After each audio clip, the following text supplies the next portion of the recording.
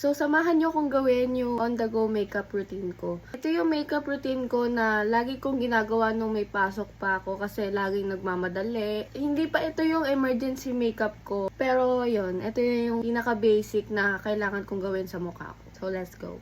Una dyan is yung sunscreen kasi ito yung important. So, ito yung aking on-the-go makeup pouch. So, I think mapapalitan na siya ng makeup pouch. So, gawin na natin ang aking on-the-go makeup concealer. Usually, dark spots lang ang nilalagyan ko and yung under eye. So, gagamitin ko na tong Lissue Puff ko. Kikilay tayo. Ang aking next step is yung blush. Gamit tayo ng Dalla brush.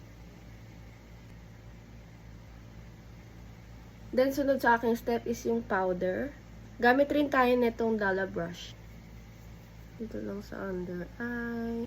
Then, dito lang sa baba. Then, sunod sa aking routine is itong mascara and eyelash curl.